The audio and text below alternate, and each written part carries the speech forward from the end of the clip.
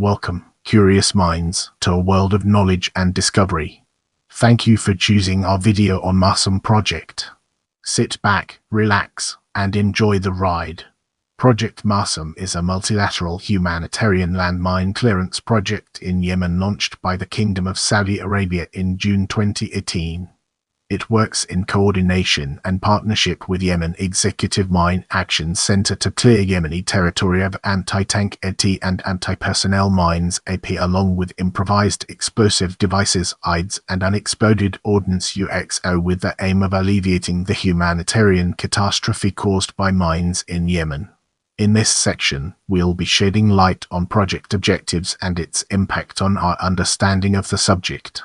Project Masam provides guidance, ongoing operational support and carries out comprehensive emergency clearance operations in line with the international demining standards during Yemen's ongoing and active conflict. Project Masam's goals include training, equipping and supervising Yemeni local teams to swiftly respond to emergency situations and support these teams in their humanitarian clearance operations, establishing a mechanism for humanitarian mine action management skills transfer to key personnel rapidly locating and clearing landmines, IEDs and UXO from liberated areas across Yemen, clearing areas of immediate humanitarian priority villages, roads and paths, water sources, healthcare and medical families, schools, etc., in order to facilitate the safe movement of civilians, humanitarian goods, trade and services, safely carrying out single and multi-item demolitions of landmines and other remnants of war ERW in situ, and bulk demolitions, working closely with and supporting the UN mission to support the Hudaydah Agreement UNMHA and United Nations Security Council panel of eminent experts on Yemen by providing timely technical information about the landmine and IED situation in Yemen as well as evidence of potential violations of human rights and related incidents in Yemen, assisting the Yemeni people to effectively address the human tragedy caused by landmines, UXO and IEDs, raising awareness, creating resilience within communities and empowering them to take long-term responsibility by providing mine risk education MIE and victim assistance, engaging local, regional and international stakeholders and the general public as part of its campaign demanding the release of maps, coordinates and other relevant information pertaining to the location of minefields. Prepare yourself for an eye-opening discussion on project phases in the upcoming portion of this video. Training and equipping local teams and with providing them with the expert technical and logistical support to safely deal with dangerous threats and explosive items, rapid response to emergency situations and accident reports, securing suspected hazardous areas SHA and confirmed hazardous areas CHA, carrying out emergency mine risk education MIE with local authorities and local populations, survey and clearance of the area, carrying out comprehensive clearance operations of explosive threats in line with the international demining standards. Get ready for a thought-provoking discussion as we delve into project personnel and its impact on our understanding. Project Masam employs 580 staff in and outside of Yemen. It has 32 Yemeni national teams working across a wide geographic range in Yemen, with each team consisting of 10 members. The team layout is as follows: own team leader, 1 deputy team leader, 6 deminers, 1 medic, 1 ambulance driver. Staff also includes administration, communications, logistics and security support staff, who are supported by 30 experienced technical mentors, and rapid response teams. Project Masam also deploys 8 explosive detection dogs in Merib, a dedicated team of explosive ordnance disposal specialists and senior medics train, equip and supervise local clearance teams, manual mine clearance MMC team medics and translators interpreters. Because of the improvised nature of some of ever-evolving threats and the growing use of homemade IEDs, Project Masam also employs improvised explosive device threat mitigation specialists to investigate the threats, report on these unconventionally manufactured devices and train demining personnel to deal with technical and technological aspects of new locally built devices.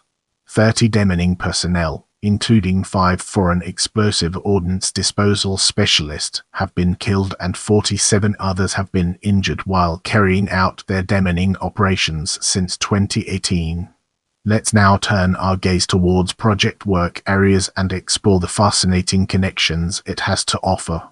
The number of landmines indiscriminately planted in Yemeni territory is evaluated at 2 million, according to several estimations.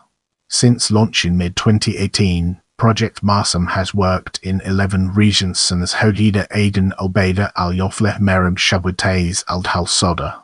The time has come to unravel the secrets behind statistics and results and gain a deeper understanding. Since launching the project at the end of June 2018 until June, the Project Masam has cleared 444,858 landmines, UXO, and IEDs. The total cleared area 56,881,560 total AP mines, 6,530 total AT mines, 144,439 total UXO, 285,841 total IEDs, 8,048. Get ready for an enlightening exploration as we dig into 2018 and understand its role in the broader context. Total cleared area 1,332,830 total AP mines, 707 total AT mines, 19,242 total UXO, 11,345 total IED, 914. Moving on to the next segment, we have 2019. Total cleared area 5,505,327 total AP mines, 1,013 total AT mines, 26,432 total UXO, 57,301 total IED, 3,191. In this section, we'll be deep diving into 2020, unraveling its complexities and uncovering valuable insights. Total cleared area 11,279,363 total AP mines, 858 total AT mines, 14,735 total UXO, 71,066 total IED, 1,710. Let's now turn our attention to 2021 and examine its role within the larger context. Total cleared area 10,814,936 total AP mines, 1,704 total AT mines, 42,077 total UXO, 48,143 total IED, 423. Let's now turn our attention to 2022 and examine its role within the larger context. Total cleared area 13,711,165 total AP mines, 1,697 total AT mines, 33,048 total UXO, 42,576 total IED, 1,432. Prepare yourself for an eye-opening discussion on 2023 in the upcoming portion of this video. Total cleared area 10,222,723 total AP mines, 465 total AT mines, 7,032 total UXO, 39,434 total IED, 273. Brace yourself for a deep dive into 2024 as we explore its impact and relevance in our evolving narrative. Total land area cleared 10,511,927 total anti-personnel AP mines cleared, 246 total anti-tank AT mines cleared, 3,258 total unexploded ordnance UXO cleared, 45,882 total IEDs removed, 237. Let's now turn our attention to honors and examine its role within the larger context. Medal of Bravery, Republic of Yemen. Let's zoom in on Ottawa Treaty 1997 and understand its implications. Signed in Norway on 18 September 1997, the Convention on the Prohibition of the Use, Stockpiling, Production and Transfer of Anti-Personnel Mines and on their Destruction of 1997, known informally as the Ottawa Treaty, the Anti-Personnel Mine Ban Convention, or often simply the Mine Ban Treaty, aims at eliminating anti-personnel landmines (AP mines) around the world.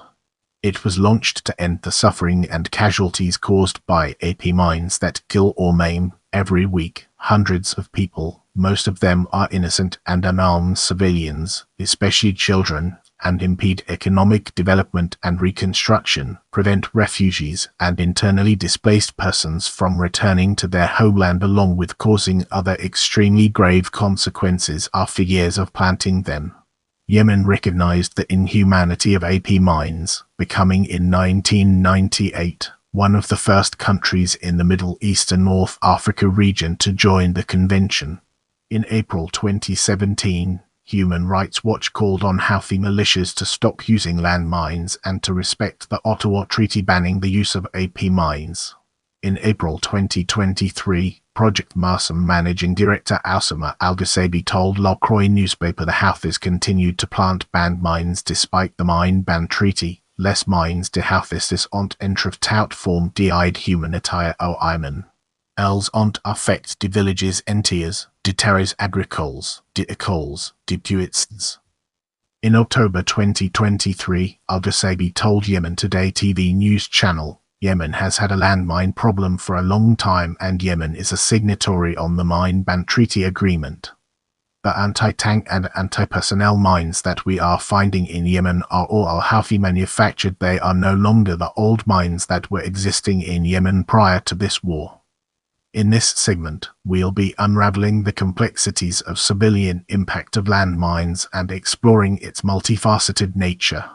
The American Center for Justice, a non-profit organization, launched its report entitled Mines, The Blind Killer, which monitors and documents cases of killing, injury and destruction of property as a result of the mines. The report indicated that from June 2014 to February 2022, an estimated 2,526 civilians, including 429 children and 217 women, were killed, and 3,286 others were injured, including 723 children and 220 women, in 17 Yemeni governorates. About 75% of those have been permanently maimed or disfigured. The report documents the destruction of about 425 different private means of transportation completely and 163 partially due to landmines. According to a study by the non-governmental organization Save the Children, approximately every 2 days, a child lost their life or was wounded in Yemen due to landmines and unexploded ordnance in 2022. The report found these figures represented the highest level in the past 5 years. In September 2023, the International Committee of the Red Cross reported that Yemen has one of the world's highest rates of contamination with landmines and other deadly explosives. Yemen's main Organization for Human Rights and Development, in partnership with Project Masam, in October 2023 held an event titled We Act Together to Protect Children from Risk of Conflicts, aimed at highlighting patterns of violations against children, including victims of landmines, explosive items and child recruitment. Mayen and Project Masam reported that more than since the beginning of the current conflict. Let's now venture into the realm of military clearance and humanitarian clearance and explore the fascinating intricacies it holds. In areas of armed conflict, land and naval mines are generally cleared by military personnel for tactical reasons. Military clearance is generally done to support a military activity. There might be an enemy minefield which troops need to get through, so they will breach a way through it by clearing a patch suitable for their means, according to Project Masam Director of Special Operations Chris Clark. Humanitarian clearance operations begin following the movement from armed forces from an area. These operations aim mainly at surveying and completely securing these areas so as to protect civilian lives and livestock, securing vital facilities and infrastructure, and allowing the return of displaced populations. When you move into humanitarian clearance, as we're conducting in Yemen, the end result has to be the total removal of the minefield in all sense and the assurance that we haven't missed anything. Therefore, we conduct our processes in accordance to IMAS, which were developed to focus on this aspect, according to Clark. Part of the requirements to conform to IMAS is that every mine that we find needs to be accounted for and destroyed so they can't be used as a weapon again. In the following section, we'll be immersing ourselves in the captivating world of humanitarian impact. Project Masam has significantly contributed to reducing the number of mine victims in Yemen over a period of 5 years. In July 2022, the United Nations Security Council's 9088th meeting commended Project Masam's efforts, saying, "Furthermore, there is a need to prioritize measures regarding the protection of civilians, including by stopping all violations of the truce while clearing Yemeni land of mines and their remnants." According to United Nations reports, mines unfortunately continued to cause a large number of those killed and injured since the beginning of the truce. In this vein, we commend the King Salman Humanitarian Aid and Relief Center through Masam Project for removing nearly 350,000 explosive remnants of the war so far. Such important humanitarian efforts help save countless lives at a time when the Houthi militias are ignoring the safety of the population and causing damage and destruction throughout Yemen. Let's now enter the realm of local awareness campaigns and discover the fascinating stories it has to tell. In Yemen, Project Masam regularly carries out awareness campaigns and explosive ordnance risk education (EORE) use rather than the traditional mine action term. Mine Risk Education (MRE) as part of its initiatives aimed at raising community awareness of the dangers of mines, and targets populations of all ages and gender. MRE is the tool to make the public aware and ensure they are part of making their country safe. We also target groups in areas we suspect to be dangerous areas because of the history of the area, especially where there were previous conflicts taking place, according to Project Masam's project manager and technical advisor Lodi Voges. An 8-year-old girl, Radwa Muthana Nodi Al-Jini, was playing next to her house in the Al-Sheikh neighborhood in the Qatoba district of the Governorate of Tayli when she stumbled on a Houthi landmine. The child said she had learned about the different types of landmines found in Yemen, and the importance of not touching them through awareness campaigns conducted by Project Masam teams. She said, the Masam teams distribute papers and posters to the residents to educate them about landmines. Those papers and posters are also found on the walls of schools and houses, and this helped me identify the landmine which was similar to those found in the posters. As part of the project's ongoing advocacy support, Project Masam sponsored the Human Rights Office in Yemen's Marib region's first forum to support and advocate for landmine victims in partnership with Himayah Organization for Civil Orientation (HOCO). More than 100 participants, including human rights activists and civil society organizations, as well as local dignitaries, participated in the event held on 4 June. These included the Undersecretary of Marib Governorate, Dr. Abdrabu Mufta, and the Director of the Human Rights Office in Marib Governorate, Abdrabu Jadeh. The forum aimed to discuss mechanisms for redress for victims at the national and international levels and to enhance accountability, in addition to networking among active actors who support and defend landmine victims' material and moral rights. The forum also shed light on the mechanisms that are meant to ensure the integration of mine accident survivors by referring or linking them to available training and rehabilitation programs, job opportunities, and projects of local and international organizations, as well as ensuring their right to reparation, their participation in the Yemeni peace talks, and their place in any future political settlements. Brace yourself for a deep dive into international advocacy efforts as we explore its impact and relevance in our evolving narrative. Despite the Houthis being a signatory of the Stockholm Agreement, which requires the group to hand over details of what explosives have been planted and detailed maps outlining where they are located, progress has failed to materialize, according to Arab News. In 2023, the Yemeni Ministry of Legal Affairs and Human Rights claimed the Houthis refused to hand over maps of the mines planted to the United Nations, calling on the international organization and the Security Council to take deterrent measures against the group. Since launch in June 2018, Project Masam has been campaigning on the local, national, regional and international stage for the Houthis to assist with mine clearance across the whole country by handing in maps, coordinates and any other relevant information pertaining to the location of minefields. In Yemen, there are no maps, no information. Absolutely no one in Yemen has seen a map or coordinates of minefields or fenced minefields or a warning sign of a minefield that al-Houthi have planted in Yemen, the project's managing director Asama al-Dusabi told TV channel Yemen Today.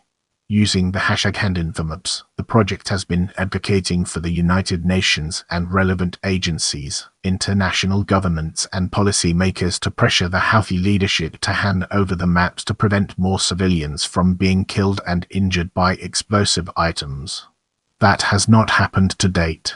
So as far as our work is concerned, I have not seen any improvements, al-Dusabi said.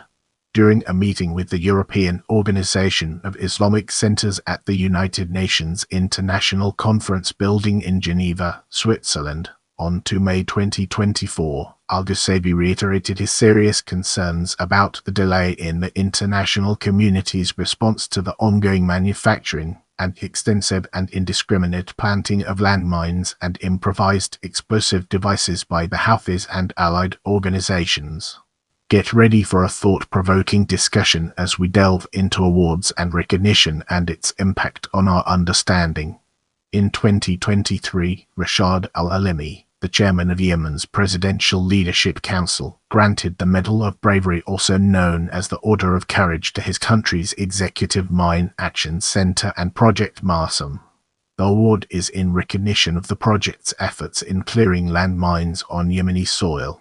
In August 2023, the Faculty of Sharia and Law of the University of Sobha region in the eastern Yemeni Governorate of Marib Governorate awarded Project Masam with the Shield of Loyalty in recognition of its mine clearance work in the region.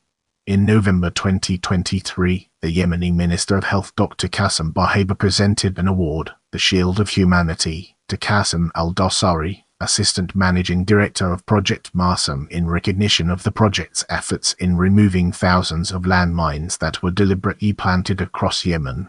I love hearing from you, so leave your thoughts and suggestions in the comments.